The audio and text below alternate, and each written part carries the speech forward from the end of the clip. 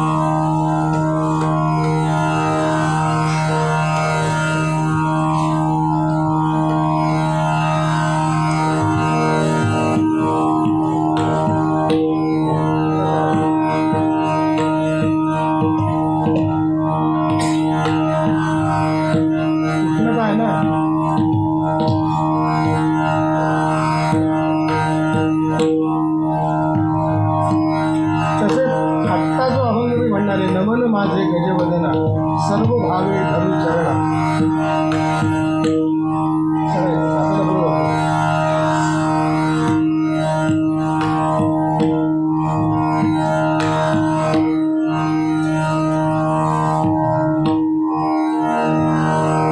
लक्षात राहिलेली ही दादांची चाल आहे, यमन कल्याणमधली आहे. जसं तो श्लोक लक्षात राहिला तसं दादांचंही लक्षात राहिलं. दादांनी ह्या पदाला आणखी चाली मी त्यांच्याबरोबर वाजवलेलं आहे, साथ केलेली आहे, पण ही आवडलेली चाल.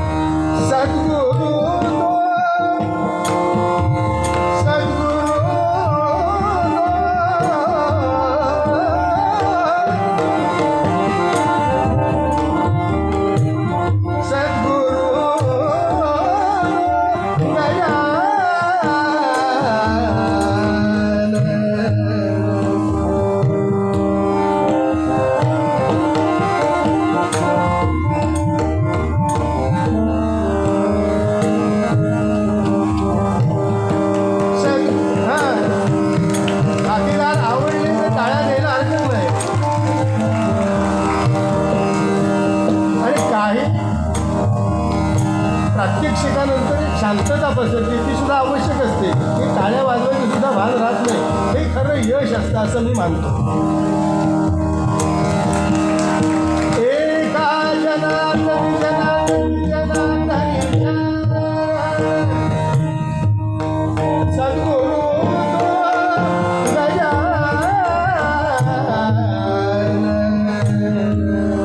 नमन नमन गजवदना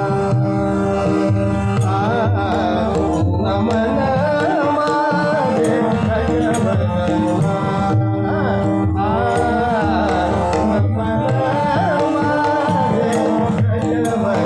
माझे गजवदना सर्व भाग्ये धरू चरणा सर्व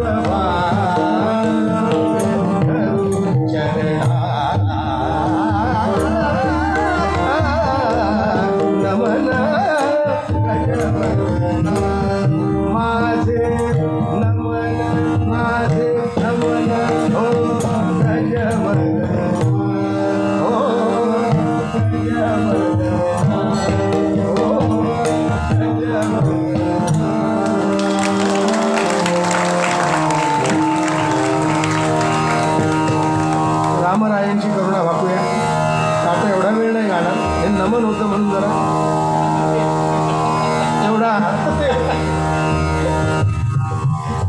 श्रीरामचंद्रा करुणा समुद्रा ध्यातो तुझे राजसमुद्रा नेत्री तुझवीन निद्रा कै भेटसी मजला सुभद्रा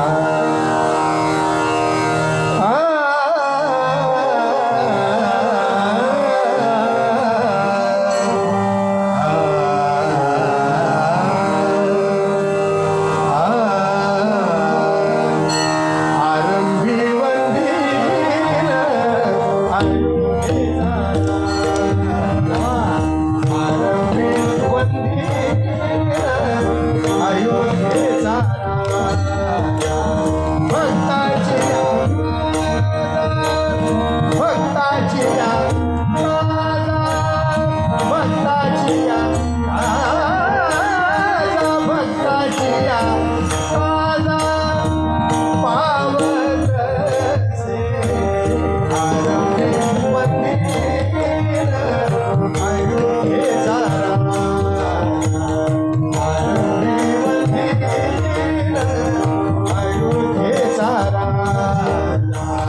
आरंभी वंदीन अयोध्येचा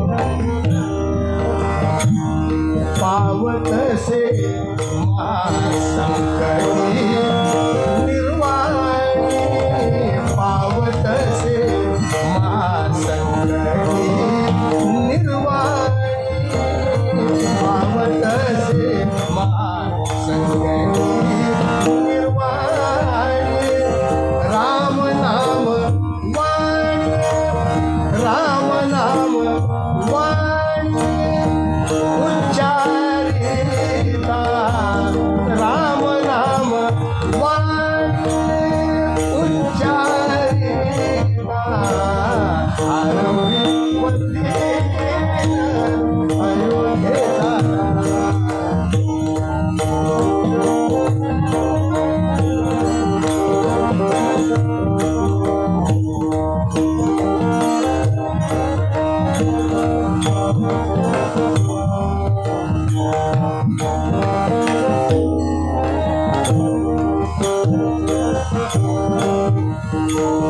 उच्चारिता राम होय पापक्षय उच्चारिता राम उच्चारिता राम राम राम उच्चारिता राम होय पापक्षय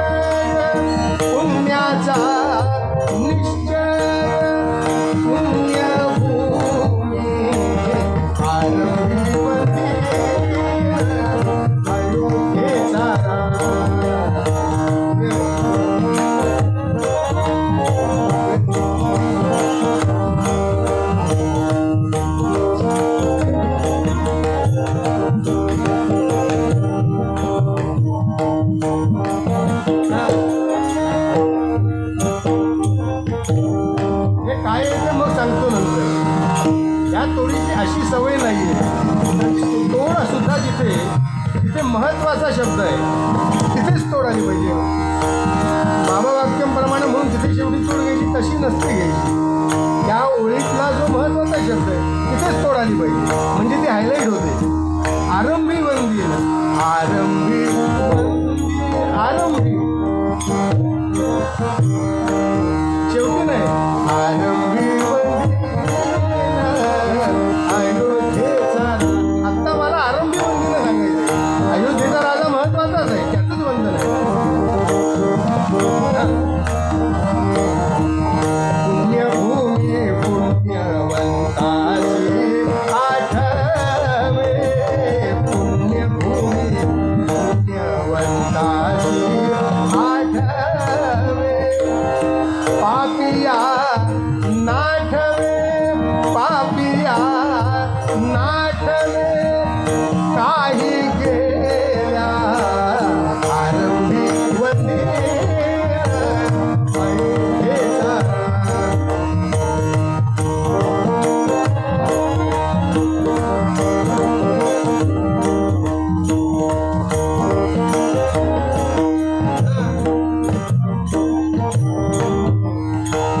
काही केल्या तुझे मन पालवेना, काही केल्या तुझे मन पालवेना, काही केल्या तुझे,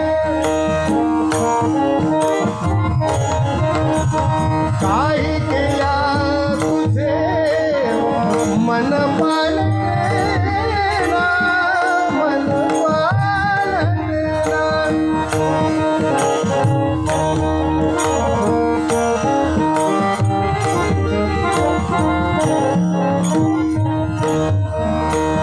काही केल्या तुझे मन पालवेना,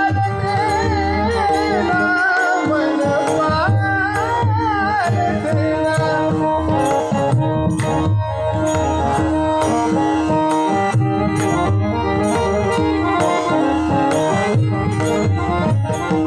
काही केल्या तुझे मन पालवेना, दास म्हणे जना सावधान, दास म्हणे जना सावधान. आरंभी वंदीन अयोध्येचा राजा, अयोध्येचा राजा, भक्ताची आता, भक्ताची आता आवडते. आरंभी वंदीन अयोध्येचा राजा, आरंभी वंदीन, आरंभी वंदीन, आरंभी वंदीन अयोध्येचा राजा. राजाधिराज प्रभु रामचंद्र भगवान की नमस्कार. कृष्ण विष्णू हरी गोविंद या नामांचे निखिल प्रबंध, माझी आत्मचर्चा विशद उदंड गाती. आजच्या या सायंकालीन सत्राचं प्रास्ताविक प्रभातकालीच्या सत्रातल्या प्रवचनातच झालं आहे. महाराजांना वेळ कमी म्हणून ते या ओवीपर्यंत आले आणि पुढे वेळ थांबला त्यांचा. 1 तासाच्या वेळ मर्यादेमध्ये त्यांना थांबावं लागलं आणि त्यांनी माऊलींची ही नितांत सुंदर ओवी आपल्यासमोर मांडली.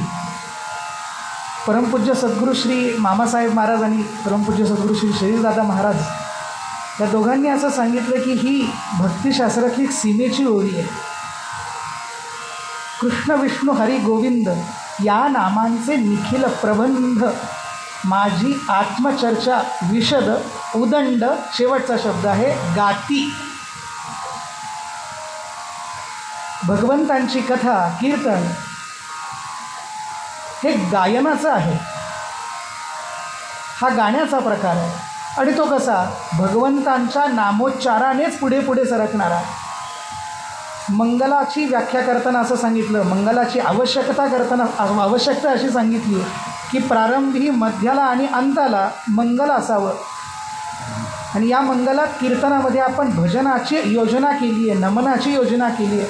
भैरवीमध्ये सुद्धा शेवट आपण जय जयकारानं भगवंतांचं नामच घेतो. तेव्हा या नामाच्या आधारानं पुढे पुढे सरकणारी ही कथा आहे. आणि या कथेला माऊली शब्द वापरतात प्रबंध.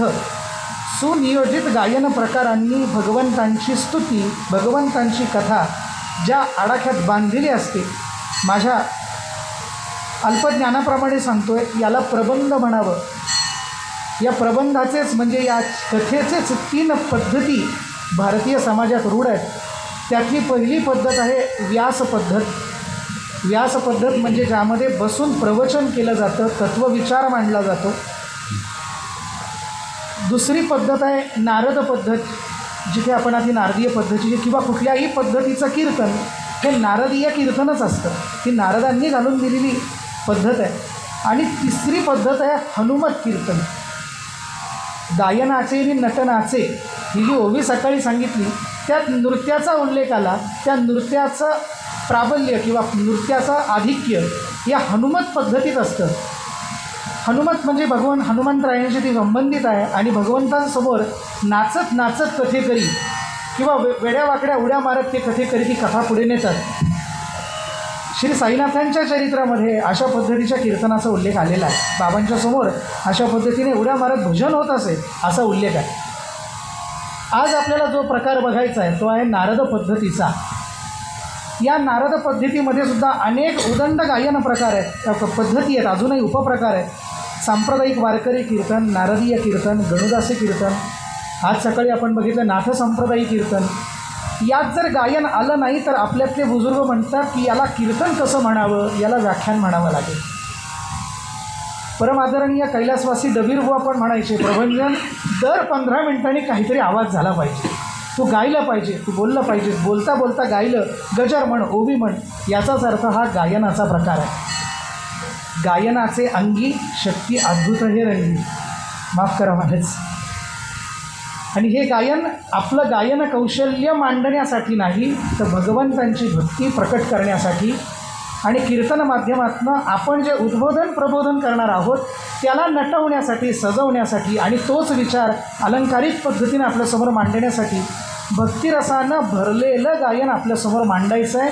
मला वाटतं आम्हा सर्व कीर्तनकार बंधू भगिनी सर्वांसाठी आज काकांची जी उपलब्धी आहे या सगळ्या वर्णनाला परफेक्ट मॅच असेल.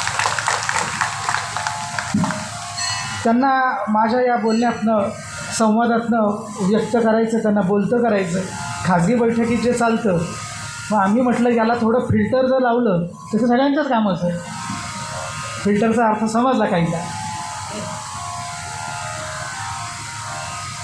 माझा पहिला प्रश्न असा आहे काका तुम्हाला, मी काका म्हणणार आहे तुम्हाला, घरगुती स्वरूपातच. हो, तुमची ओळख अशी आहे की तुम्ही व्यवसायानं किंवा नोकरीनं काय वाटतं तुम्हाला ही व्यक्ती, म्हणजे भागवं पण म्हणायचे, या व्यक्तीकडे बघितलं तर असं वाटेल ही व्यक्ती सुखवस्तू असावी, मोठ्या घरातली असावी. पण जाणीवपूर्वक सांगतो, त्यांच्या आवाजात बोलतोय बरं, क्षमा मागून, की हे ST ड्रायव्हर होते. ST ड्रायव्हर असं म्हटल्यानंतर आपल्या डोळ्यापुढे घामानं थपथपलेला, वैतागलेला, शिंदलेला, गर्दीमध्ये चेपलेला असा काय ललित कलेकडं ओढला कसा गेला आहे, मोठं प्रश्नचिन्ह आम्हा सगळ्या कीर्तनकारांसमोर आहे.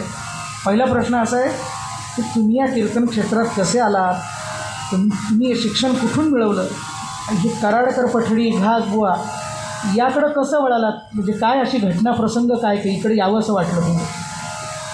मुळामध्ये आईचे माझ्यावर प्रचंड उपकार आहे. आई आणि वडील आमच्यासमोर घरासमोर चिपळूणला अक्कलकोट स्वामींनी स्वतः आत्मलिंग पादुका दिलेला मठ आहे. तिथे चांगले चांगले कीर्तनकार प्रवचनकार येत असत. तेव्हा आई तिथे घेऊन जात असे आणि वडिलांची सांगी अशी असायची की तिथला असलेला कार्यक्रम संपल्याशिवाय घरी यायचं नाही. वा. तुला आवडो न आवडो तिथे बसायचं, ते पूर्ण ऐकायचं. आत्ता तुला नाही समजणार 7व्या 8व्या 9व्या 10 वर्षी, पण कालांतरानं त्याचे रेफरन्सेस तुला मागणं येतील. तू तिथे बसायचं. अशी आईने सुरुवात केल्यामुळं चांगले कीर्तनकार चांगले प्रवचनकार लहानपणापासून जवळजवळ 8व्या 9व्या वर्षापासून मी ऐकत आलो. त्याचे परिणाम होत गेले वृत्तीवर आणि त्याच्यामुळे मी माझ्या ह्या ड्रायव्हरच्या धंद्यामध्ये उत्तम तऱ्हेने राहू शकलो. आधी 10 वर्ष ट्रक ड्रायव्हिंग, एसटीचं 30 वर्ष आणि ह्या 40 वर्षामध्ये रात्रीचा जागा. कारण ही आवड, कुठे कीर्तन आहे चला तिकडे जाऊन बसायचं समोर ऐकायचं. त्यांनी मेंदूला वेगळीच शांतता. मग दिवसभर काही असेल झालेलं शांत होतो मनुष्य, हा माझा तरी अनुभव. जर कीर्तनकार प्रवचनकार त्या पद्धतीचे पूर्वीचे होते निश्चितपणे शांतता मिळते. त्या जोरावर माझी नोकरी मी केली आणि घरात गाणं होतं.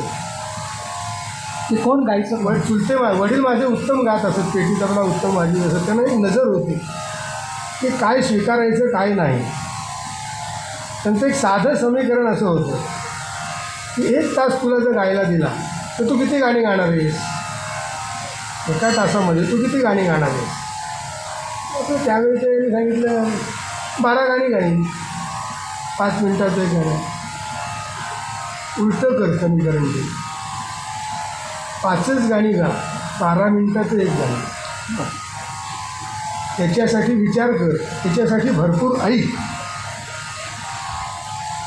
म्हणजे एकच गाणं कॅसेटवरचं ऐकलेलं 5 मिनिटाचं 3 मिनिटाचं गाणं हे 15 मिनिटं कसं करता येईल?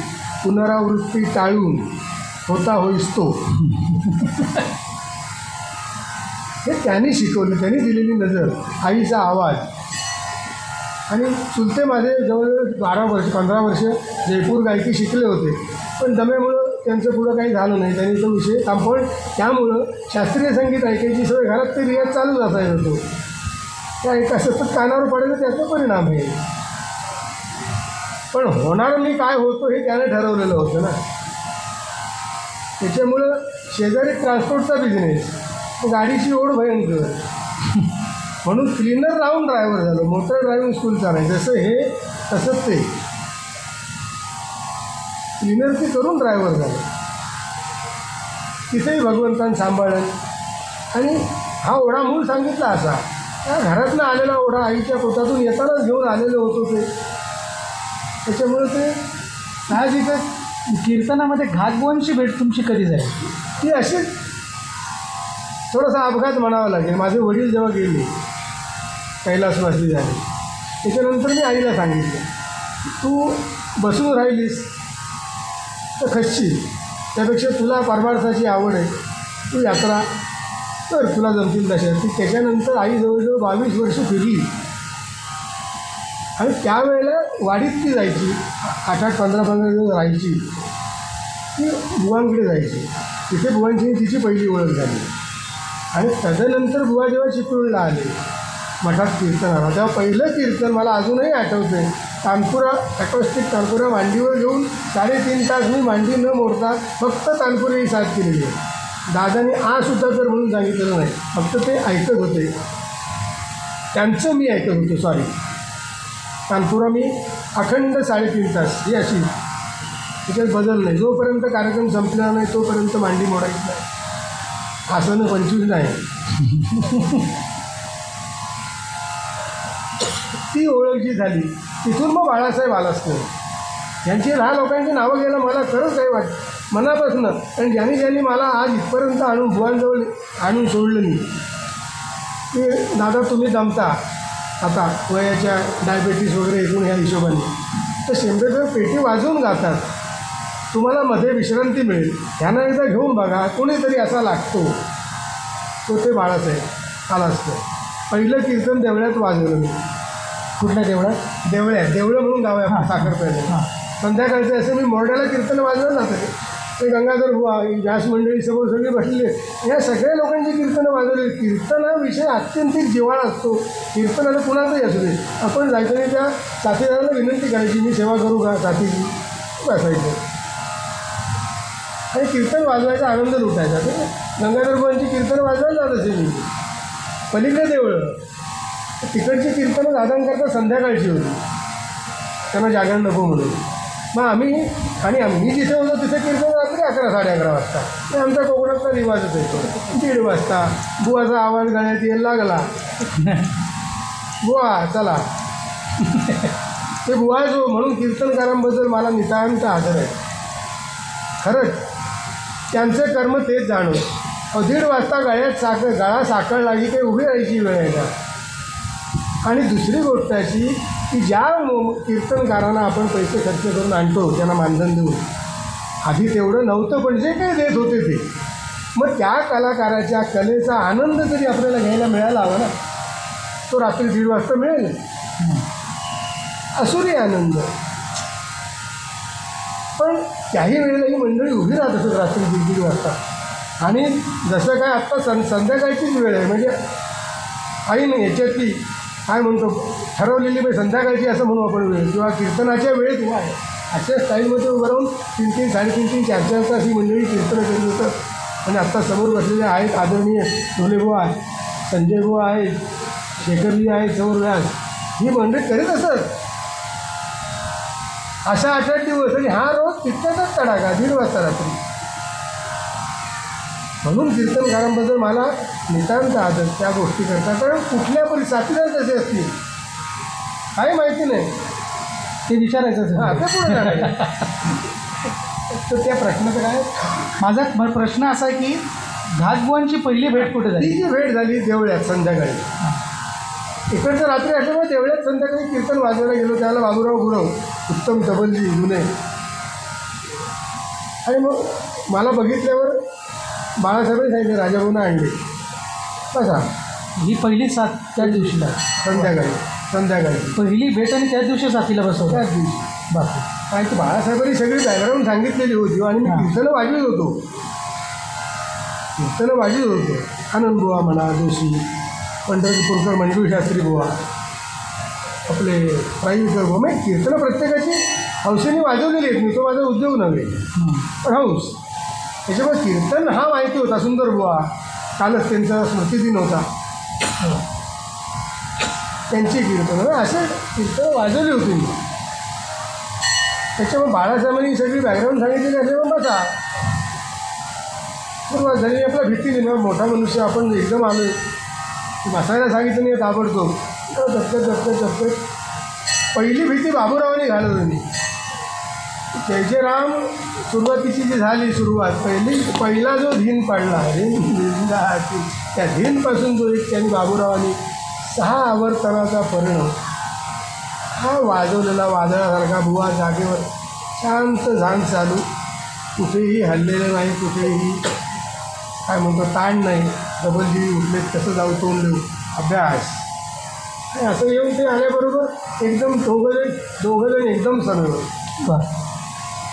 आता अंगावर ती दडपण माझं तिथे कमी झालं की अरे आपल्याला ही आपल्या भांडवलामध्ये आपल्या ज्ञानामध्ये भर पडणार आहे, साथीदार वेगवेगळे. आणि मग बुवांनी सांगितलं, मी मध्ये एकदा मला गायला दिलं नाही बुवांनी. मधुवंती गात होती संध्याकाळी सुरुवातीला म्हणा राजेभाऊ. एकदा म्हटल्याबरोबर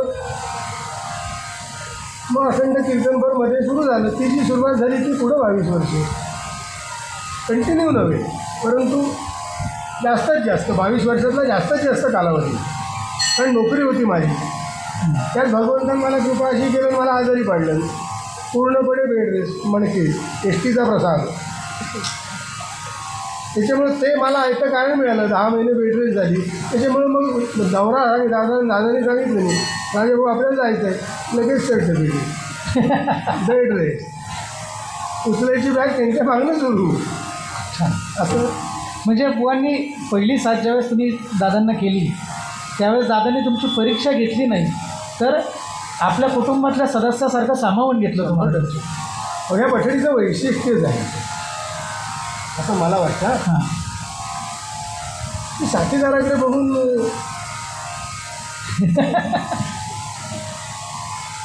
कधी नाही. एक तर प्रसंग मालकवसाशिवाय मला म्हणाले वाजवता येत नाही, पेटीवाले होते हार्मोनियमच्या साठी. मला मालकवंचच वाजवतो येतो. मला फक्त काय असेल ते ह्याच्यात घाला. चालेल म्हणा चालेल. अखंड कीर्तन मालकवंस. अरे बापरे. चाल एक चाल दुसऱ्यासारखी नाही, एवढं भांडवल होतं दादांचं.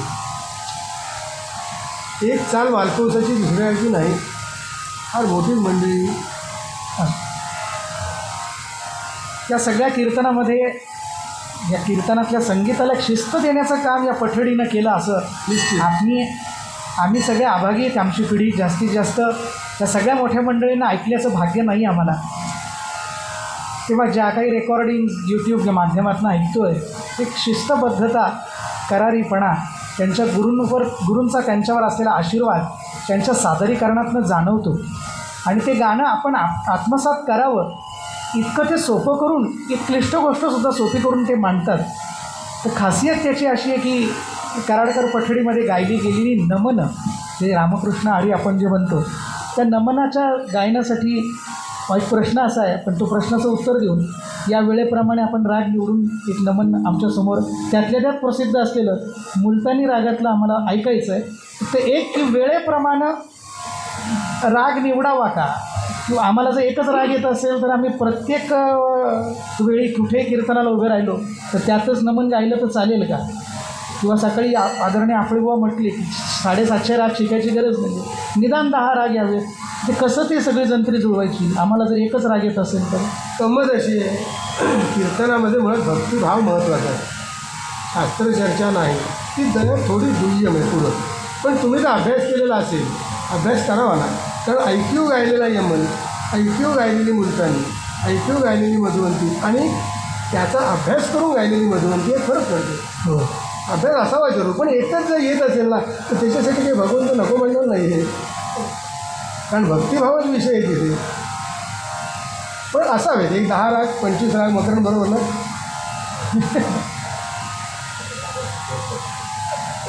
मगाशी कराडकर पठडीचा नमुना आपण ऐकलेला आहे. मकरंद 10 राग तरी किमान आपल्याजवळ असावेत सुरुवातीचे. हो, पहिले 4-5 परीक्षामध्ये जे होतात, रूप, बागेश्वरी, प्रेमपलाश, मधुवंती, मुलतानी, यमन, भूप, दुर्गा, बागेश्वरी, त्याचा फरक. हां, असे चलन आपल्याला थोडीशी पाठ पाहिजे. यमन म्हटल्यानंतर मग सकाळी बुवा जसं बोलताना म्हणाले तसं जरा यमन दाखवा वाजवून. यमन थोडा वाजवून टाकतो मग आम्ही खरंच वाजवायचं आहे की नाही नाही सकाळी बुवा बोलले ना, चारुदत्त बुवा बोलले ना सकाळी की जरा यमन जरा वाजवून दाखव आणि मग मी गाणार का. मुळात संकल्पना अशी तुझ्या गायकाच्या गळ्यात नाही येऊ पाहिजे. साथीदार मागून आहे किंवा सहवासाने बरोबर आहे.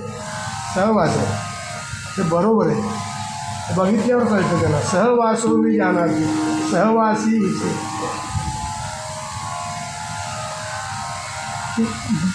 म्हणजे आदरणीय आचार्यांचं म्हणजे कराडकर बुवांचं ऐकलं आहे किंवा आम्ही दादांचं पण ऐकलं. ते मुलतानी रागातलं नमन ऐकायचं आहे. ते ऐकल्यानंतर आपण त्या शिस्तीबद्दल बोलूया.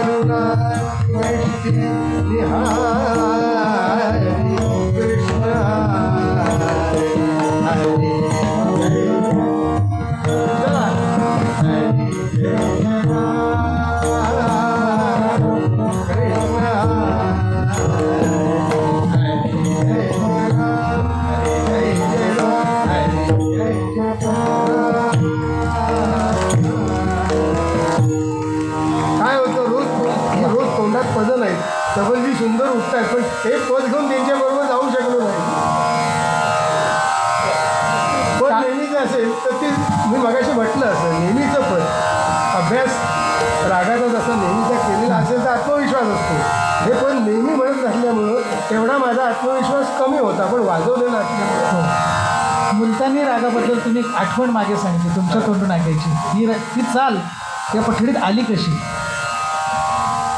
माझे गायनातली जी काही 4 गुरु मंडळी माझी आहेत त्यात एक अभिषेकी बुवा, त्यांचे वडील बाळूबुवा अभिषेकी कैलासवासी उत्तम कीर्तनकार. तर ह्याचं जे उपपद आहे बाळकृष्णचरणी लक्ष लावून, ते बुवा त्यावेळेला बुवांच्या मागं अभिषेकी बुवा नांदेला उभे राहत असत वडिलांच्या मागं. आणि त्यावेळेला ती चाल मुलतानीत म्हणत असत, बाळकृष्ण चरणी लक्ष लावो, बाळकृष्ण चरणी लक्ष लावो, बाळकृष्ण चरणी लक्ष लावो, कीर्तन रंगी रंगात देवा, कीर्तन रंगी रंगात देवा, बाळकृष्ण चरणी लक्ष लावो रे, बाळकृष्ण चरणी लक्ष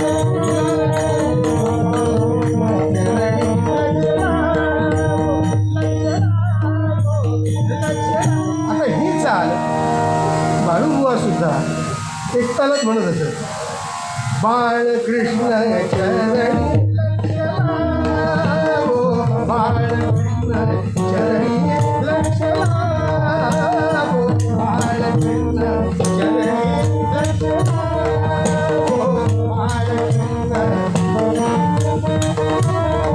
लावो, बाळकृष्ण चरणी लक्ष लावो, कीर्तन रंगी कीर्तन रंगी कीर्तन रंगी रंगात देवा, रे बाळकृष्ण चरणी लक्ष लावो, लक्ष लावो, लक्ष लावो.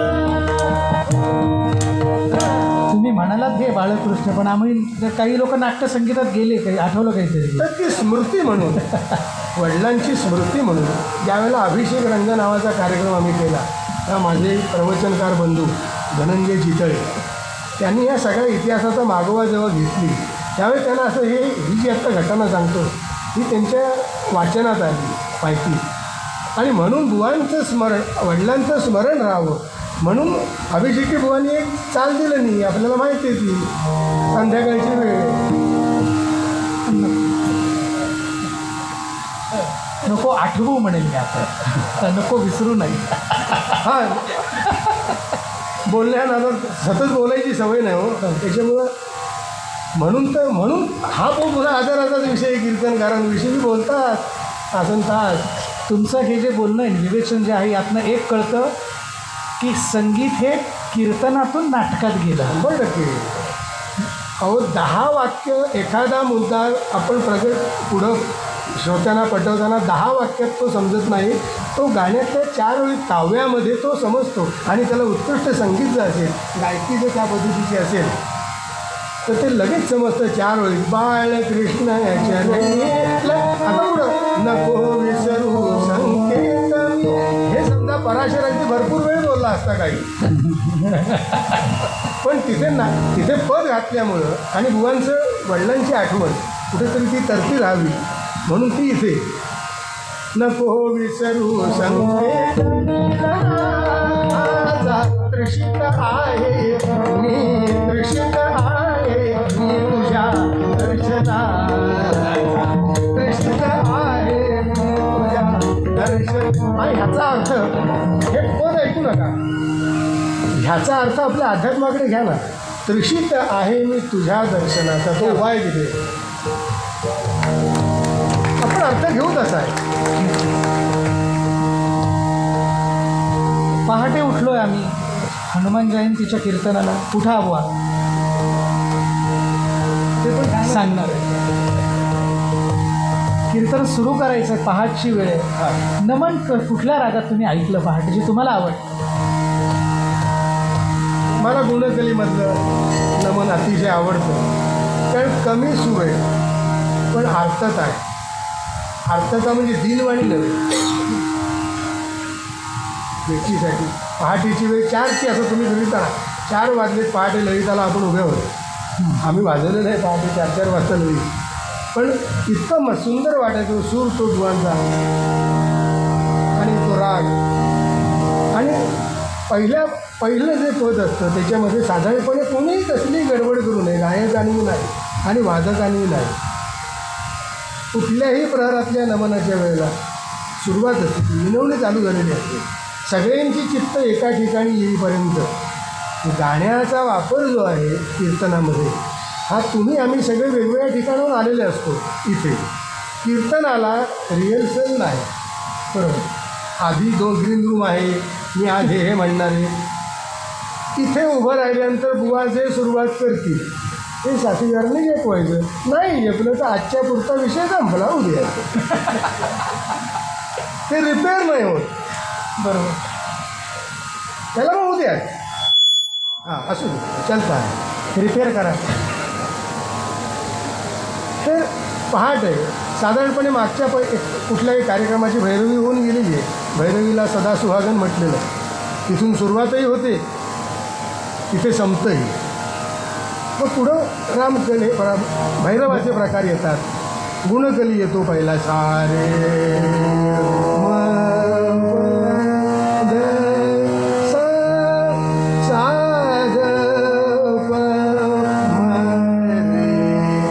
ही जी मध्यमावर दृश्यभावर येताना ही जी मिळून आहे ना, इथे सगळा भक्तिभाव आहे. हरी जय जय राम, क्या बात. कृष्ण हरी जय जय राम, कृष्ण हरी जय जय. पहाट ललिताला येणारे लोक आंघोळी करून आलेले असतात, ते जागरणाचे असतात. शास्त्र ज्यांना माहिती आहे, पाठ लावलेलं नाही त्यांना आंघोळ करण्याचं कारण नाही. पण अंथरुणाला पाठ लागलेली असेल तर आंघोळ करून ते आलेले जे असतात समोर, झोपेतनं उठून आलेले असतात, रोज या वेळेवर उठायची सवय नसते, त्यांना आपल्याकडे खेचून घ्यायचं, त्यांच्या मनोवृत्ती आपल्याकडे खेचून घ्यायच्या. थोडक्यात जशी साधना तसं हिप्नॉटिझम तयार होतं. मधल्या कलाकाराची आणि साथीदारांची जशी ज्या पद्धतीची साधना असेल तसं संमोहन तयार होतं ते.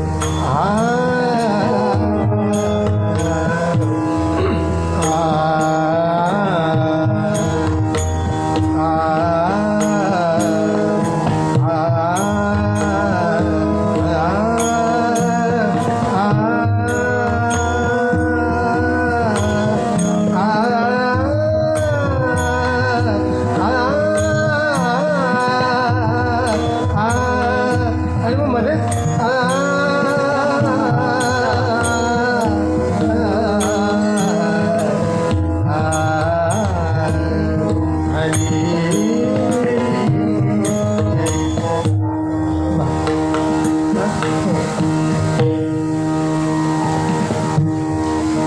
बाल हेच अपेक्षित आहे.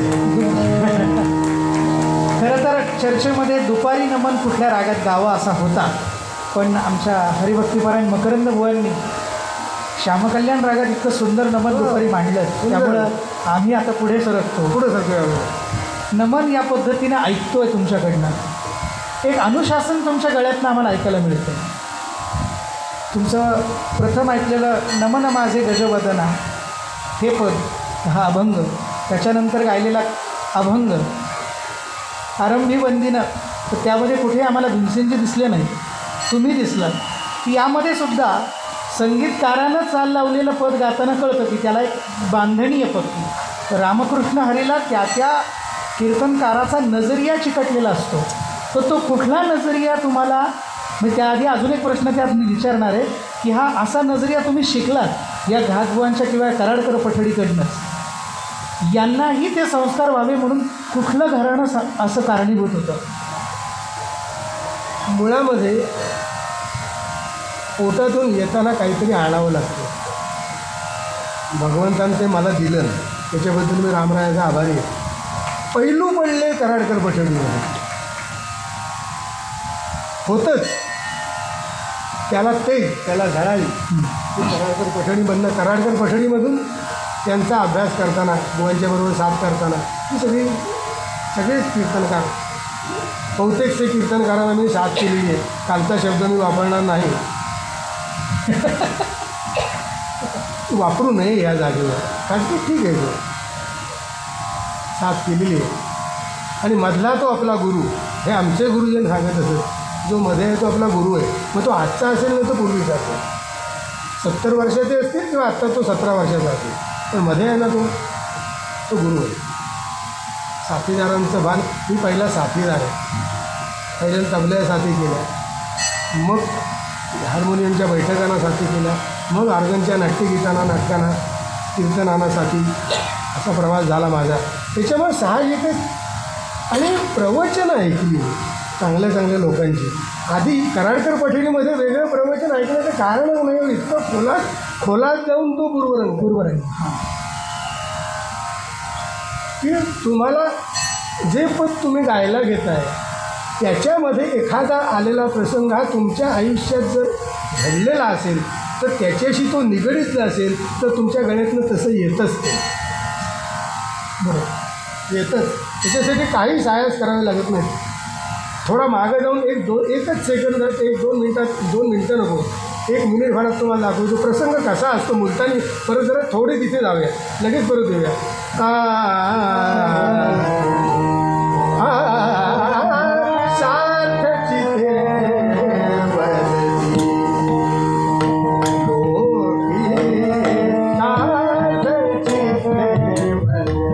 आता पुढं सरकला ना वय दम कमी राहतो. नाही माझ्या आशा आहे त्या सगळ्यांपेक्षा मी लहान आहे, पण शरीर जे जिंकलंय त्या धंद्यामध्ये.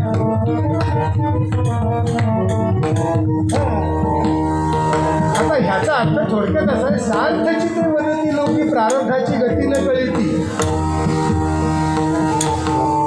सारसाती जे बलिभक्षुनी या क्रीडत होते सदनांगणिया, वाढे सांप्रत तृण त्या ठाया, पुण्य बली हा कीटक खाती, सार्थची ते वदती.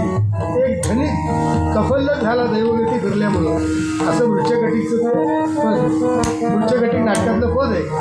त्याच्यात ते तिथे चारुदत्त नावाचं पात्र आहे, त्याच्या तोंडी पद आहे.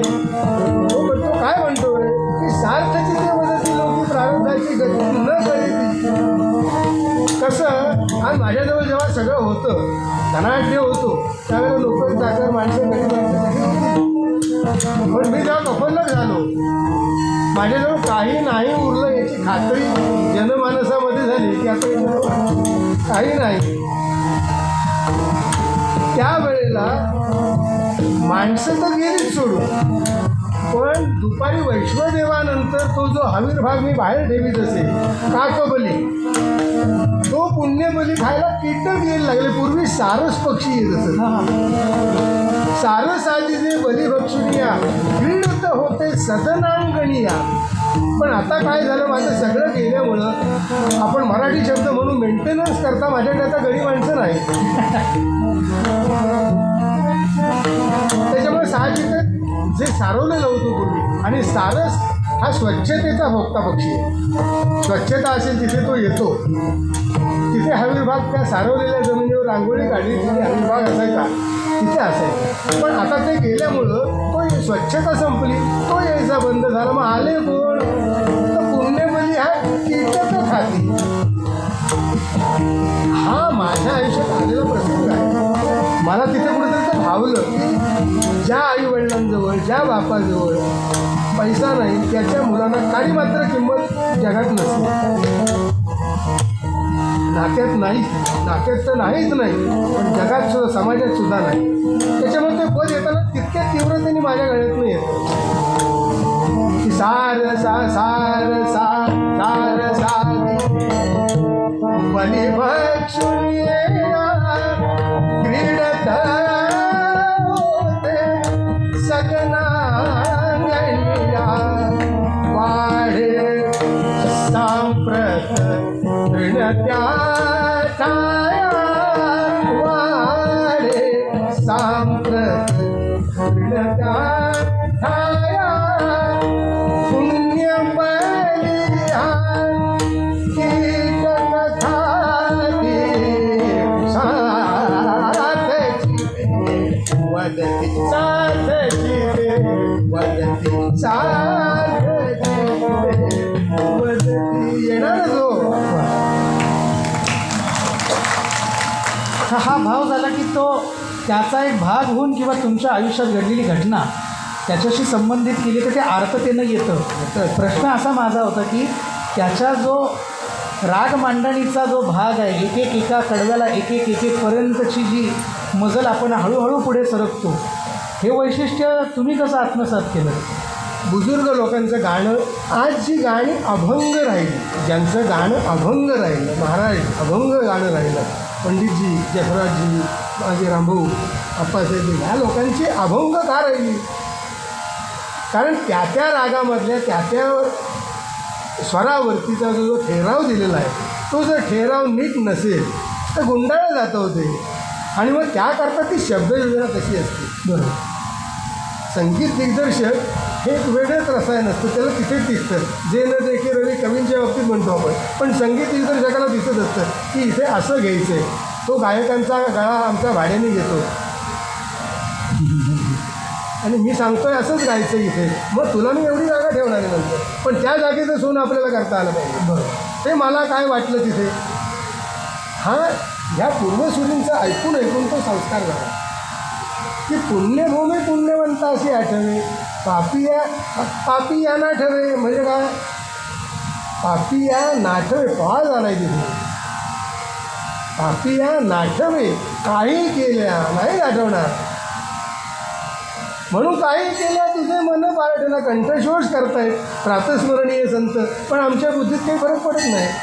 हे आम्ही इतके पूर्वरंगपुरी वाजवल्यामुळं साहजिकच तो ओढा तसा बाहेर झाला. बरोबर. म्हणून कीर्तनकारांचे पुन्हा एकदा माझ्यावर उपकार आहे. पुढे जाऊया. हे एक बांधिवाचं नमन ऐकल्यानंतर निदान कराडकर पठडीतल्या कीर्तनकारांचं कीर्तन ऐकायला बसलेले श्रोते आसुसलेले असायचे. धातवांच्या बाबतीत बोलायचं झालं तर ते एक महाराष्ट्राने जगप्रसिद्ध पद परमहंस परिव्राजकाचार्य श्रीमद वासुदेवानंद सरस्वती तेंडे स्वामी महाराजांनी रचलेलं ये रे कृष्णागिरीच्या वसणाऱ्या, ते गाण्याआधी फक्त एक आहे, वेळ कमी आहे म्हणून. त्याचं शेवटचं जे चरण आहे तिथे महाराजसुद्धा ते रामकृष्णारी किंवा बाळकृष्ण चरणी असो किंवा कृष्णागिरीचे असो, शेवटच्या चरणाला राग बदलला जायचा. त्या बदलल्याच्या व्हरायटीज आम्हाला एक दोन ऐकायच्यात बस, म्हणजे लवकर पुढे जाते. ठीक आहे. हो ये कृष्णागिरीच्या वसणाऱ्या, ये कृष्णागिरीच्या वसणाऱ्या, ये रे कृष्णागिरीच्या वसणाऱ्या, ये कृष्णागिरीच्या वसणाऱ्या, ये कृष्णागिरीच्या वसणाऱ्या, ये रे औदुंबरी वसणाऱ्या, ये रे औदुंबरी, ये रे औदुंबरी, ये रे औदुंबरी, ये रे औदुंबरी वसणाऱ्या, ये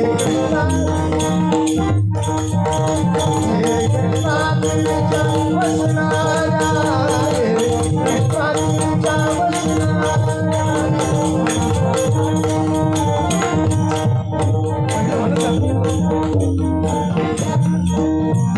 ये काशायांबर घेणाऱ्या, ये रे काशायांबर, काशायांबर, काशायांबर घेणाऱ्या, ये पायी पादुका घालणाऱ्या, ये पायी खडावा घालणाऱ्या, ये भस्मोधूलन करणाऱ्या, ये भस्मोधूलन करणाऱ्या, ये भस्मोधूलन करणाऱ्या, ये भस्मोधूलन करणाऱ्या, ये दंड कमंडलू घेणाऱ्या, ये कृष्णागिरीच्या वसणाऱ्या, ये कृष्णागिरीच्या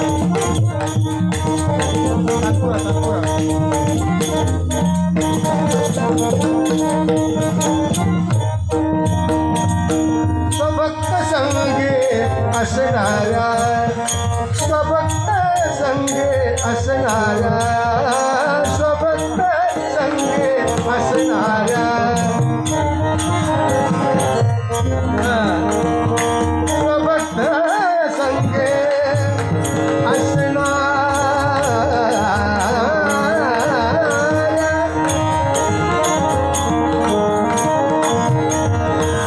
स्वभक्त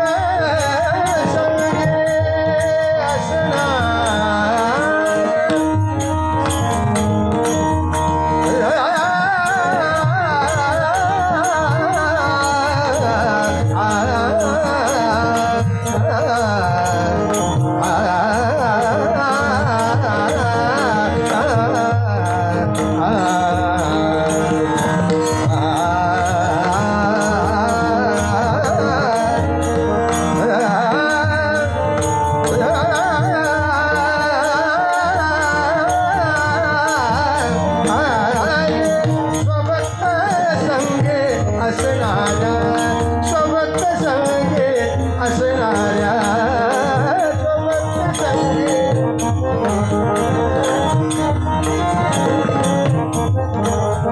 हे रे भक्ताभीप्सित करणाऱ्या, भक्ताभीप्सित करणाऱ्या, करणाऱ्या भक्ताभीप्सित,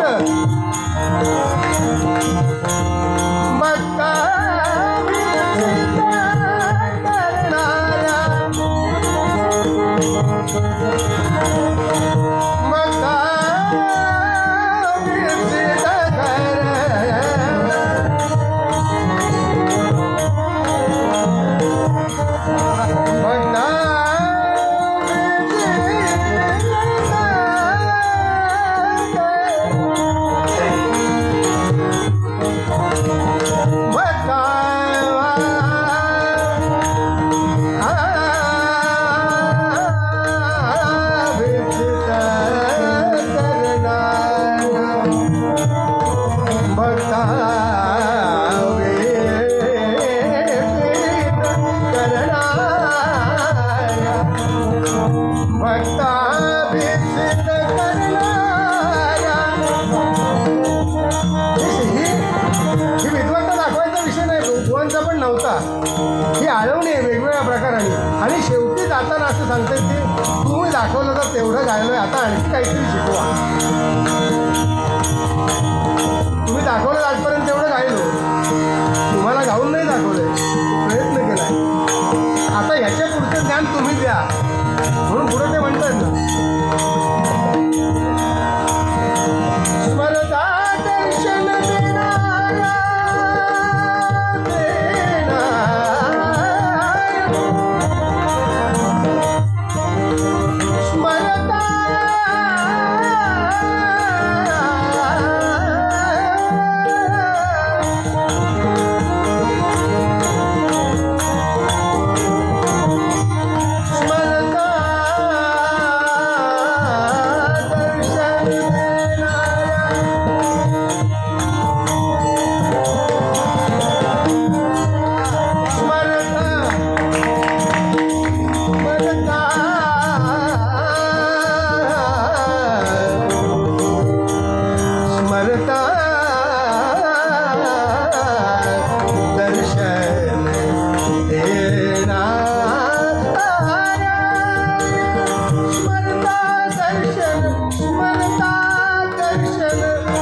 स्मरता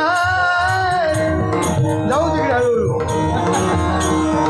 वेळ कमी आहे हो, पण असू दे, आहे तेच करू आपण. स्मरता स्मरता दर्शन देणाऱ्या, स्मरता स्मरता स्मरता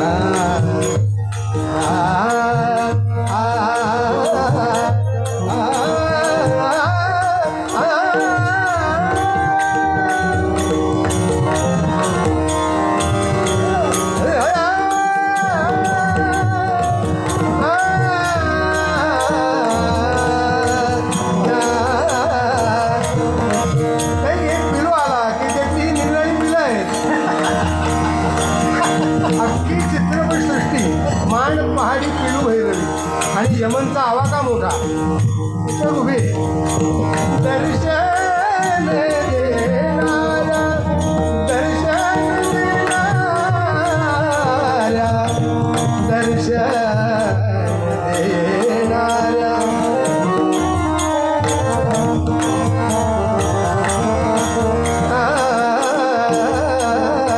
इथून आपल्याला ऐकायला आठवते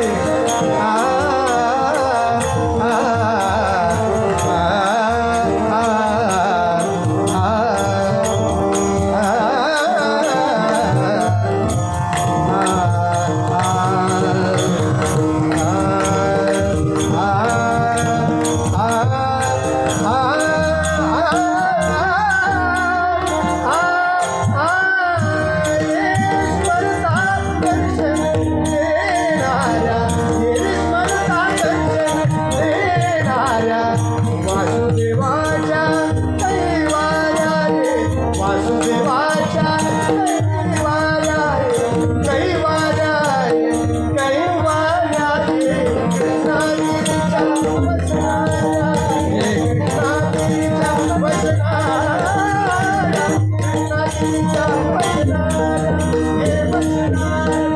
हे वचनाऱ्या दिगंबरा पाठ झालं ते वाजवून पाठ झाला वधूत चिंतन श्री गुरुदेव हे पद मी म्हणत नाही कधी कारण 2 पदं म्हणायची नाही असं ठरवलं होतं तू पुढं मला ते विचारू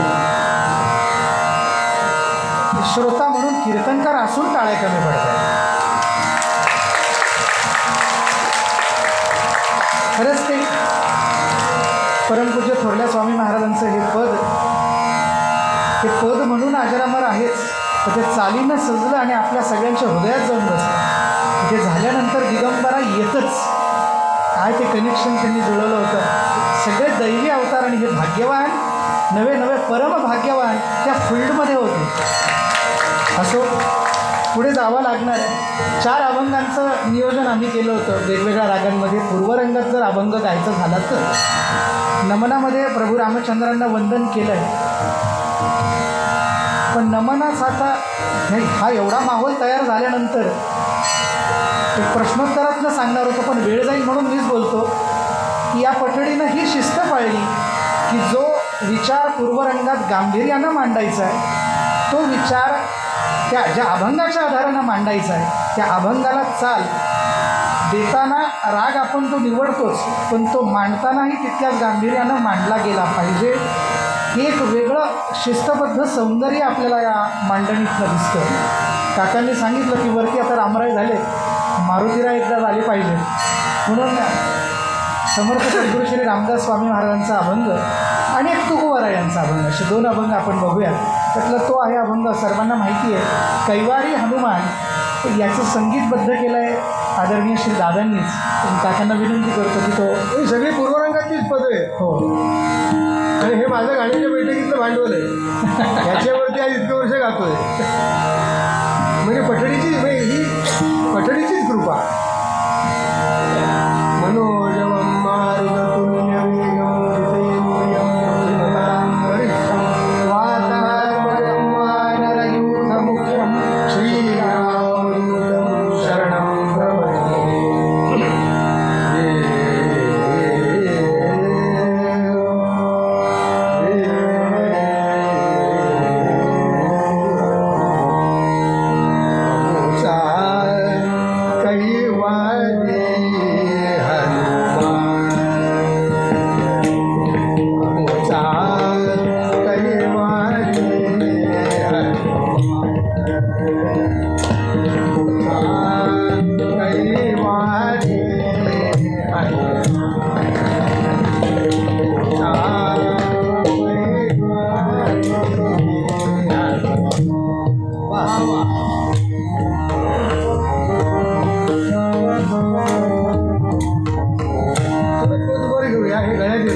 मध्यमात ऐकायची म्हणायची सवय झालेली.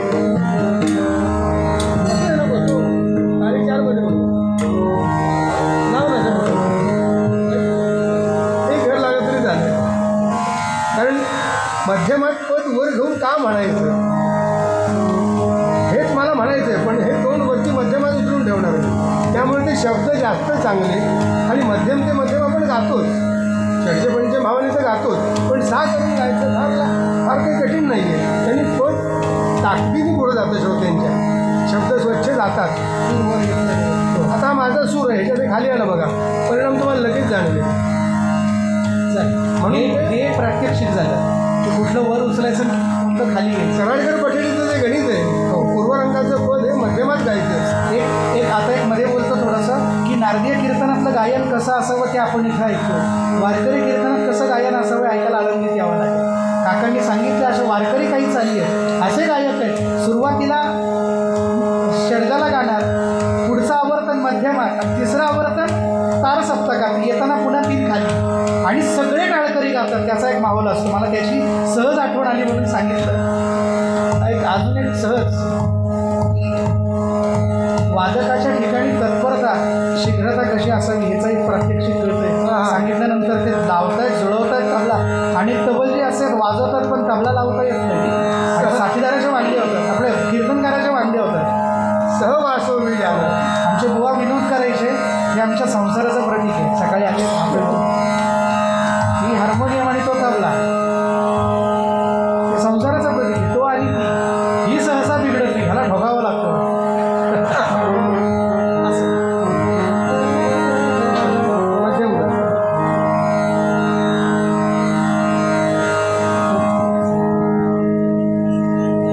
गावती राग आहे, पूर्वरंगाला घेतलेलं पद आहे, अत्यंत शांत गायचं असतं, कारण त्याच्यावर तुम्हाला बोलायचं असतं. पुढे गडबडीने गाऊन गेलं तर विचार तसे गडबडीने येतात. ह्या लई काय चेपलेल्या होत्या पूर्वीच्या लोकांच्या, तर जे मांडायचे ते शांततेने पूर्ण विचाराने मांडता यावं, त्याला देत यावी अशी लय, असा राग. छोटा प्रश्न अजून एक, रागाचं सिलेक्शन कळालं पण ठेका निवडतानाही नाट्यसंगीतातला गंधर्व ठेका इकडं आला, म्हणजे 16 मात्रा आल्या. तर असा प्रश्न आलाय श्रोत्यांकडनं आधी चर्चेत की विचारा, रूपक, एकताल, आदी ताल वापरले तर चालतात का? आता कीर्ताल घेण्याचं मागे किंवा त्यातल्या त्यात पुन्हा गंधर्व ठेक्यामागे काय कारण असावं? म्हणजे जे काही गांभीर्य आपण म्हणतोय, मुळामध्ये मात्रा भरपूर येतो, 16 मात्रा येतात, फॅन मोठा येतो, आणि लय कमी केल्यामुळं शब्द व्यवस्थित त्या भावनेनुसार आपल्याला ठेवून अर्थ पद गातानाच जातो समोर. बरोबर. त्याकरता कमी मात्रा जेवढ्या घ्या तेवढं माझ्या माहितीप्रमाणे चांचल्य अधिक येतं. मात्रा कमी झाली की चांचल्य येतं. आणि सुरुवातीला जर ते आणलं तर विचार कसं जाणार पुढं, असा माझा अभ्यास आहे. मी कीर्तनकार नाही. मला वाटतं तुमचं हे स्पष्टीकरण वारकरी कीर्तनातल्या ठाईच्या चालीलाही असावं, शब्द लोकांपर्यंत जावे, ज्या विचारांना आज निरूपण चालणार आहे. आणि बरंचसं काम ह्या पदातनं शब्दपेटीतनंच होतो. मग केवळ तुमचं बाकीचं त्याचं आज जाऊन स्पष्टीकरणं बाकी सगळी नंतरचं काम उरतं, पण अर्थ उभा राहतो आणि आधीच आलाय तो. त्याचं महत्त्व त्याही दृष्टीने आहे. तत्व संगीताच्या दृष्टीने तत्वाचं वर्णन किंवा तत्व कुठेही तत्वाचं वर्णन असेल तर षड्ज किंवा पंचमावर केलं जातं. ज्या रागात पंचम नसेल त्या रागात मध्यमावर असतो. आता बघा, अमुता कैवारी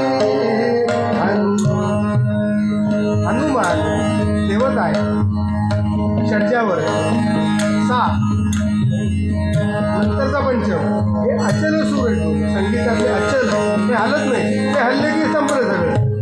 असलेल्या षड्जाचे म्हणतो, प्रत्येकाच्या व्यक्तिगत असलेल्या षड्जाचे ते षड्ज पंचम आहे. पट्टीत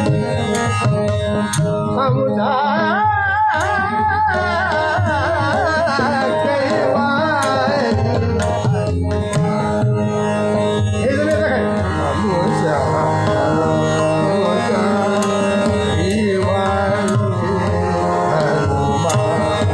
गळ्यात आला तू, त्याला परिणाम नाही येणार.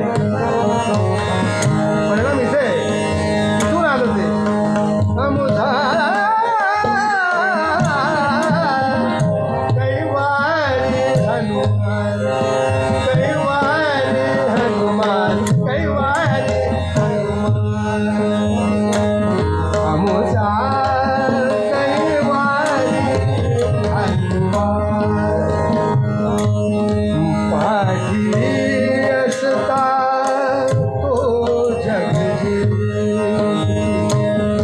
पाठी असता तो जग. आता पाठी म्हणताना पाठी असता असं नाही होत, सूर तिकडेच गेला पाहिजे.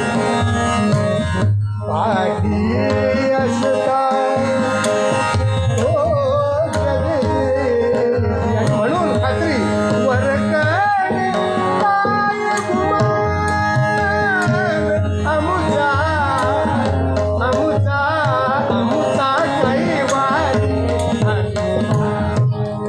हा मुद्दा ठसवण्याकरता मी 3-3 वेळा म्हटलंय. निश्चितपणे कैवारी तो हनुमान आमचा कैवारी. तिहाया काही जमलं नाही म्हणून तिहाया नसतात. तिहाया नसता अर्थ आहे तो शब्द, महत्वाचा शब्द, तिथे तिहाई करावी. पाठी असता तो जग जेथे वरकडी काय गुमानी अमुचा कैवारी अमुचा कैवारी अमुचा कैवारी. हे याच्यात अपेक्षित नाही आहे म्हणून हे थोडं वेगळं आणखी करून दाखवतो. कारण आम्ही जेव्हा कैवारी म्हणतोय त्याची करुणा बघतोय हे थोडं अंगावर गेल्यासारखं होतं. काय करुणा करीत नाही, आपणच दम दिल्यासारखं वाटतं. आपण मारुती रायांच्या अंगावर गेल्यासारखं वाटतं. करुणा करायला वेळ नाही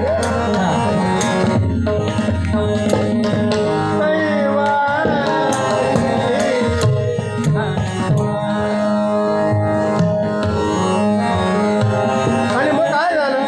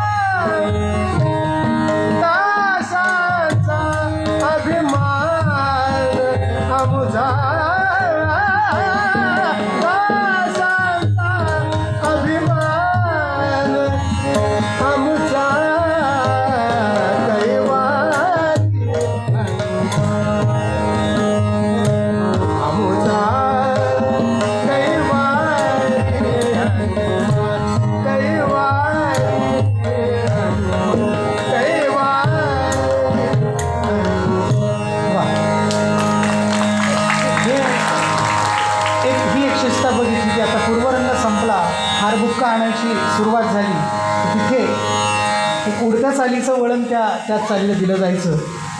ते याच अभंगाला कसं, त्याच अभंगाची. आता तो ठेका थोडा उत्तर रंगाकडे जाणारा तुम्हाला सगळ्यांना श्रोत्यांना घेऊन, म्हणून तो थोडा हलका, इतका चेपलेला नाही किंवा विलंबित. ह्याच्या पुढची थोडीशी लय जाणार आहे, ती राग पण तसा येणार आहे जो सगळ्यांना आवडतो आहे. आणि थोडं नॉर्मल वातावरण म्हणजे काय आपण ललित ह्याच्याकडे आपण पुढे जातो. हां हां दोन ही आता तिथे नाही का, पण पठडीप्रमाणे तिथेच म्हटली पाहिजे, ती नंतर दाखवतो म्हणून. कारण आधी जर मध्यमात येतो शेवटी मध्यमात झालं, मध्यमात झालं पाहिजे.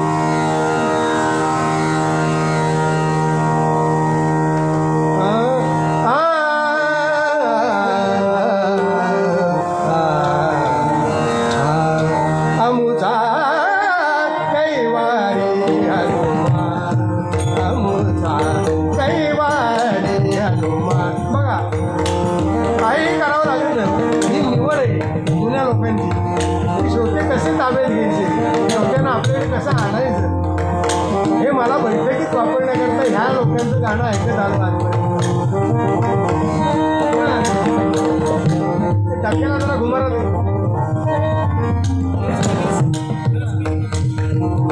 कैवारी अमुचा कैवारी अमुचा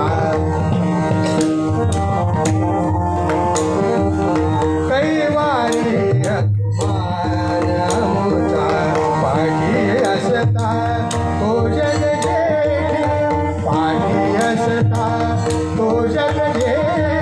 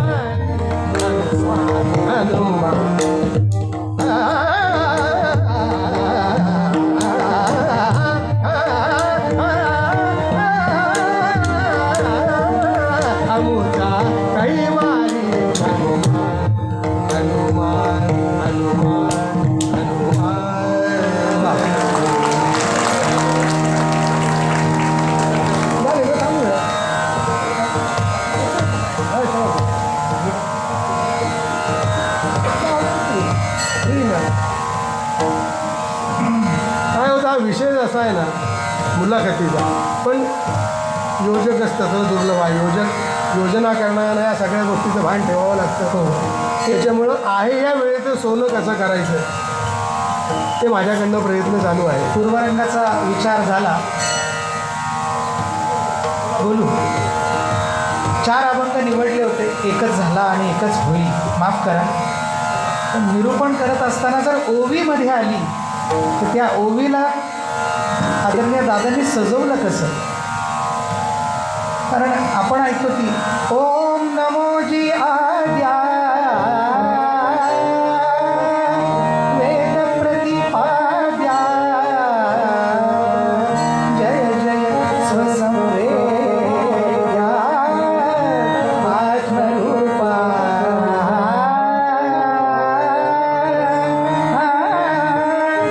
शेवटचं जे घेतलं ते यांनी शिकवलं. ओम नमो जी आज्ञा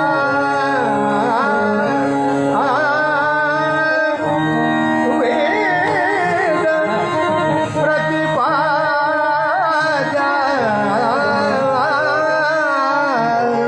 जय जय स्वसंवेद्या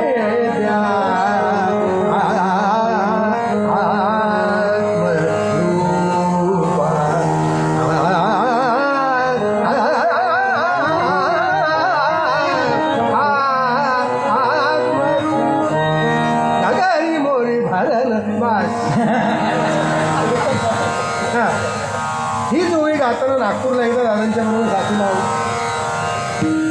ध्यानी म्हणे नाही, साधनेने कसं येतं डोक्यात. सुरुवात एकदम आणि कडेला हा माझा तबलजी सुंदर असो, गुणवर्णन करण्याचा विषय नाही आहे. तिथे दयेश कोसंबे म्हणून गोव्याचे तबलजी होते. ह्या दोघांना घेऊन या म्हणून मागणी होती बुवाला की राजाभाऊंनी दयेशला घेऊन या. रूपक बुवाने तोंड दिल्याबरोबर जो तिथनं रूपक तो उठलेला आहे. माझं लक्ष तिकडे, मी कीबोर्ड सांभाळू, राग कळला पण कीबोर्ड सांभाळून पण गाणं आहे, काय करू अशी परिस्थिती झाली. ओम नमो आद्या, ओम नमो आद्या, ओम नमो आद्या, ओम नमो आद्या.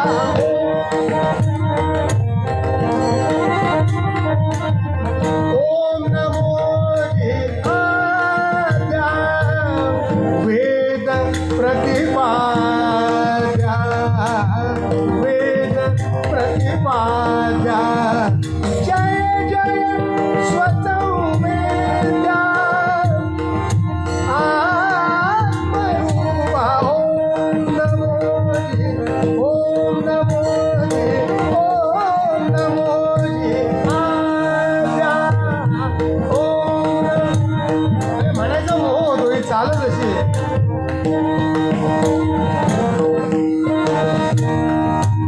देवा तुझी गणेशू, देवा तुझी गणेशू, देवा तुझी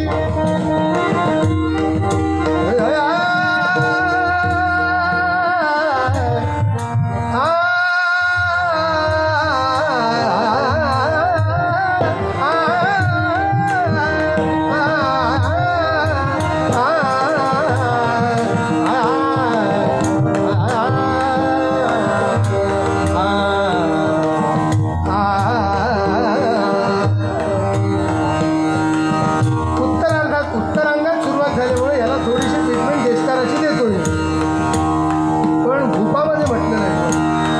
भूपाचा गंधार किशोरीताईंनी सांगितलेला तेजस्वी गंधार. देवा तुझी गणेशू,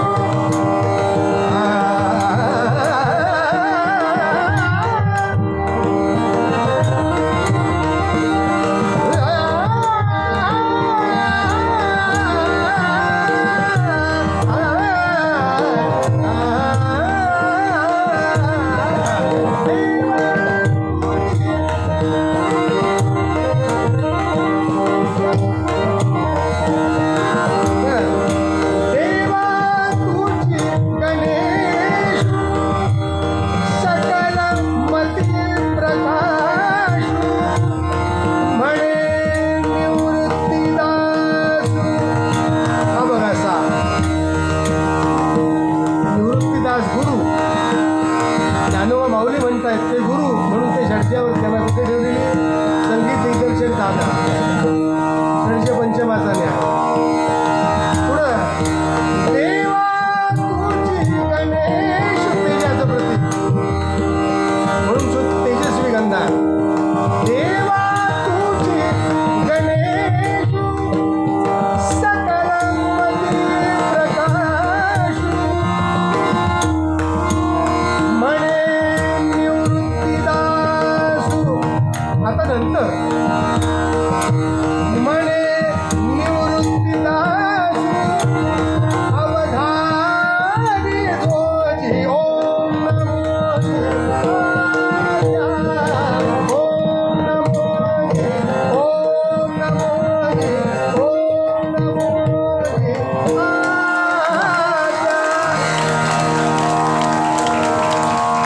पूर्वरंगाचीच मांडणी संपली आणि माझा वेळ संपत आला आहे. मी जो निरोप पाठवला त्याला तुमची मान्यता आहे का? आता राठी महाराजांचं असं झालं, हो म्हणू तरी पंचायत, नाही म्हटलं तरी पंचायत.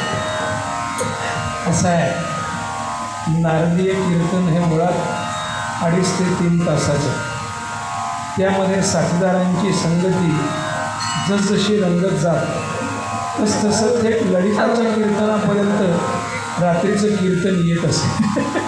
तेव्हा ही खरी मूळ पद्धती होती. पठडी या स्वरूपाच्या होत्या आणि तिथं शब्दाचा भाव पाहत पाहत पाहत शब्दाच्या अनुषंगानं समाजाच्या अंतःकरणात अर्थभाव प्रवाह निर्माण करणं एवढं मोठं काम या सर्व पठडींनी केलं आहे. आपण फक्त आता कराडकर पठडीचाच विचार करतो. भागबुवांना समोर ठेवून, दादांना समोर ठेवून चाललेला हा विचार ऐकतो. असं आपले परवा ज्यांच्या गुरुवाणीचं प्रकाशन झालं ते ढोलीबुवा, त्यांच्यासुद्धा मोठ्या आठवणी आहेत. अनेक गोष्टी आहेत, अशा अनेक कीर्तनकार आहेत. शिरवळकरांची पठडी वेगळी, प्रत्येकाची एक वेगळी पठडी होती आणि त्यातून एक पठडी आपल्यासमोर आणण्याचा ती पूर्वरंगापर्यंत तीही अगदी एक एक एक एक कडवं पाहत पाहत पाहत आपण चाललो. खरं तर हे थांबू नये, संपू नये असंच स्वरूप आहे. पण आपल्याला माहिती आहे पुढे कीर्तन ठेवलं आहे एक, आणि दुसरं 9:45च्या आत सगळ्यांना मंदिराच्या बाहेर काढायचं आहे 2. कारण आपण इथं कायद्याच्या इथं अडकलेलो आहोत. पुढच्याही कीर्तनकारावर आपल्याला अन्याय करायचा नाही. 2 तास आपल्याला मुद्दाम आपल्याला पूर्ण दिलं आहे. त्या 2 तासात बरंच काही आपण मांडण्याचा प्रयत्न केला. अजून एक छोटासा कार्यक्रम त्यामध्ये आहे आणि म्हणून समारोपाचं काही म्हणायचं असेल तर म्हणून भैरवी तुझं काय असेल ते. तुमच्यातलाच एक निवेदक कलाकार निवेदक कीर्तनकार म्हणून मी तुम्हा सर्वांची क्षमा मागतो की जे मांडलं, ज्याची तयारी केली ते सगळं संपवू शकलो नाही. कारण ते गाण्यानं किती त्याचा विस्तार होईल याचा मला माहीत नव्हता. माझा पहिला प्रयोग आहे आणि मी तुम्हा सर्व नाशिककरांचे मी आभार कसं मानू की माझा या लेकराचा लढा तुम्ही पुरवलात की नाही मला असा कार्यक्रम करायचाच आहे. त्यासाठी 2 तास हिसकावून घेतलीत मी. ते मला खूप दिवसांचं होतं की माझे वयानं मोठे असलेले, मी कधी कोणाला मित्र म्हणत नाही, पण राजू काका त्या वयातल्या लोकांबरोबर त्या वयातले होऊन मिसळतात आणि माझ्या या मोठ्या मित्राला मला लोकांसमोर एक्झिक्यूट करायचंच आहे. हे माझं ठरलेलं होतं खूप दिवसांचं.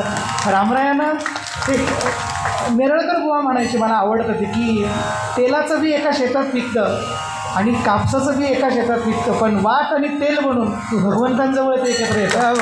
तर त्यांच्या कृपेनं ते शक्य आहे म्हणून झालं. मी खरं क्षमा मागतो की उत्तरंग मला कवर नाही करता आला, पण पुन्हा रामरायाची इच्छा असेल त्यावेळेस पुन्हा येऊ आणि त्यावेळेस बाकी मागे पुढे शेपूट आणि शेंडा काही ठेवणार नाही. सुरुवातपासून शेवटपर्यंत कीर्तनातलं संगीतच असेल. काकांनाही ती कल्पना आवडली आहे, तेही कंबर कसून तयारीला लागली की आपण हे एपिसोड वाईज करूयात का वगैरे वगैरे. ते पुढे आहे सगळं. त्या अक्षासाठी मला क्षमा करा की मी करू शकलो नाही.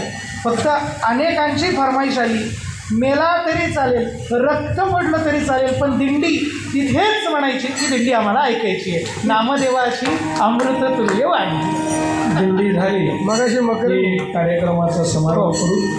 त्यानंतर ऐका, सर्वांनी बसून राहायचं आहे. त्यावेळेनंतर रोज काळाराम मंदिरामध्ये पहाटेच्या वेळेस देवाचा दरवाजा उघडला की देवाच्या काकड्याला करोना काळातसुद्धा जी मंडळी आवर्जून येत होती अशी जवळजवळ 24-25 मंडळी की ज्यांनी कशाचीच परवा केली नाही, विचार केला नाही.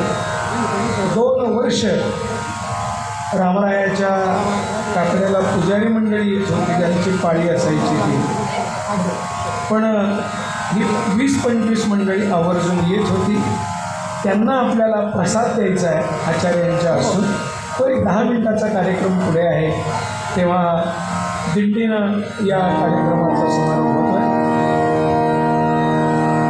जे काकड्याकरता ज्यांना सांगितलं आहे आपण या म्हणून, ते सगळे बहुतेक पुढे बसलेले आहेत. अजून कोणी मागे असतील त्यांनी पुढे येऊन बसून घ्यावं, म्हणजे पुढे आपला वेळ जाणार नाही. धन्यवाद. व्यासपीठाजवळ येऊन बसा. मला त्या माझ्या मित्र नाही म्हणत भाऊ आहे, ही सगळी मंडळी भावासारखीच आहेत. माझ्या वयाने मी मोठा आहे फक्त, पण सख्या भावासारखं प्रेम आहे. त्यांनी ठरवून मला इथे आणली. राठी महाराजांनी परवानगी दिली म्हणून मी हे काही वेडं वाकडं जे काही तुमच्यासमोर सादर केलं, वेडे वाकडे गाईलं तरी तुझाच म्हणून. अभ्यास माझाही थोडा काय साथ करणं वेगळं आणि ते साथीचं वाजवलेलं गाणं वेगळं. आणि मुळात गाणं माझ्याजवळ असल्यामुळे भगवंताच्या कृपेने ते वाढत जातं, त्याचा स्थान मोठा होतो. तरी आपण ऐकलं त्याबद्दल तुम्हा सर्वांना श्रोते, तुम्ही जगदीश मूर्ती धन्यवाद देतो. आणि 2 नावं मगाचपासून राहिलेली आहेत माझ्याकडनं घ्यायची, की जे कीर्तनकार मी साथ केली ज्यांना, त्यात परशुरामबुवा कैलासवासी मार्गुणकर हे एक नाव मगाचपासून माझं राहिलं घ्यायचं. मित्र माझा सच्चा भरपूर कीर्तनं वाजवली, आनंद मिळाला. आणि दुसरे आमचे हे मागासपासून जे बघताय तुम्ही छायाचित्रण चालू आहे, हे आमचे नाशिकचेच महारुद्र अष्टूरकर प्रेमापोटी आलेले आहेत छायाचित्रणाला. धन्यवाद धन्यवाद म्हणत नाही, तुमच्या ऋणात राहू इच्छितो. जिथे जिथे गेलो तिथे माणसं मिळवली, मी प्रेम मिळवलं, पैसा नाही मिळवला पण माणसं नक्की मिळवली. पैसा मिळवायचं साधन मला एस टी दिलेली होती. असो, दिंडी ऐकून आपण थांबूया. नामदेवाची अमृत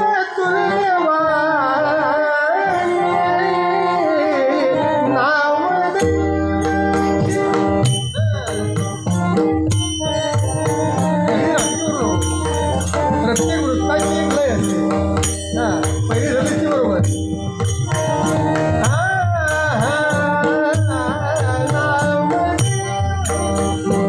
अमृत तुल्यवाणी हो नामदेवाची अमृत तुल्यवाणी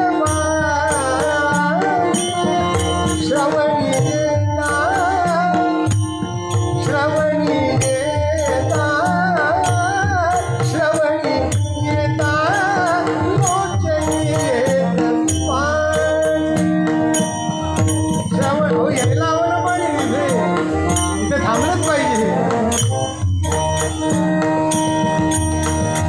विनोद म्हणून म्हणतो तिथे रुद्राचा चमक उपयोगाचा नाही, तिथे चमे